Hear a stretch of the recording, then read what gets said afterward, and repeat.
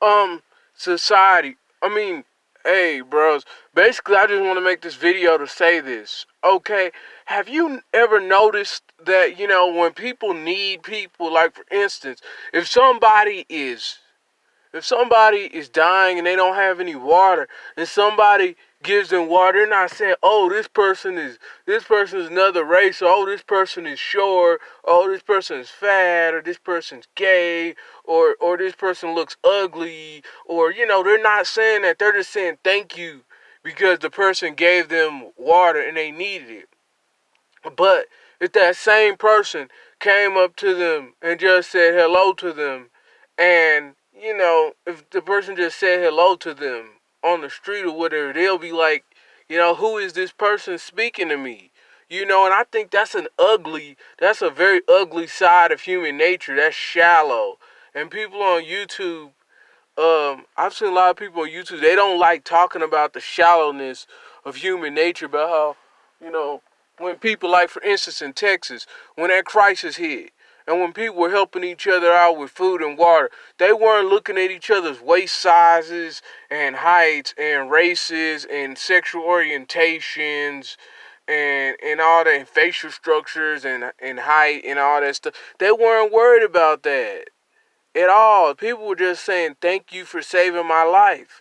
And it's crazy because humans always have this thing where when they need people, all their prejudices and all their biasness and all their BS goes right out the window. And when the water pipes busted in Texas, when everybody lost power, when people couldn't get water and they needed somebody to donate them water or something, or somebody was out there trying to purify water and give it to people, or whatever people were doing because they had to survive, nobody was saying, "Oh, you're old man," or "Oh, this woman, oh, she's 300 pounds." No, they were saying, "Thank you for saving my life." And I think that us as humans, we need to realize that before we get wiped off the planet, that being superficial, that's not long term, that's not sustainable. And being superficial does more bad than good. And I know people say that humans do it from a genetic standpoint of having the best, having the best offsprings, breeding the best of the best and all this type of stuff. But I'm gonna tell you this: somebody can look perfect, they can be everything as far as looks, but 7 out of 10 times that person's personality just isn't right. You know what I'm saying? They're not really, you know what I'm saying? Um, they don't care about other people. You know what I'm saying? It's like, because they know, hey, people only look up to me, or people only respect me because of my looks, and people are superficial. So why should I respect superficial people? Now, people can say, "Well, but people look up to you," but at the same time, you gotta understand the person who looks good is also superficial, because they're like, "Hey, if I lost my looks, these people wouldn't even be my friends anymore, or these people who I'm dating, they would just go and find somebody else that's good looking." And that's where the disrespect comes from. Because you gotta understand, when you're superficial like that, you can't really expect other people to respect you when you're not grounded, you're not based in off anything of substance. You're based off superficial qualities and things like that.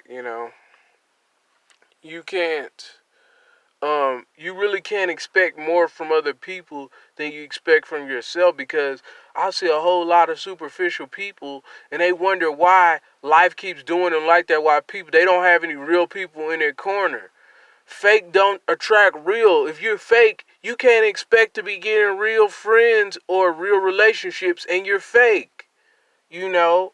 And this is one of those things that makes me angry, because people act like it's just shocking that, they got 6 foot height standards, they got these high income requirements, or whatever standards you have that are ridiculous, and you wonder why you'll be single forever. No, I don't feel sorry for you. You know what I'm saying? And as human beings, well, men, we have a long time, but I'm just gonna say this. You know, women have to have children by at least, like, let's just say 40, and that's pushing it. If your standards are high and you only have a limited amount of time, and your standards are really, really high, You are playing yourself. You're rigging the odds against you. It's like somebody setting their own odds at football. It's like you're going to bet for a team that has a history of losing, you know, or you're just simply stacking the odds against yourself, you know. And I don't understand why anybody would give themselves a 1 in 6 chance of reproducing or 1 in 6 chance of having children just because their standards are so high that everybody who meets their standards is probably already married or about to get married or in a long-term relationship with somebody else, you know. I just don't understand it.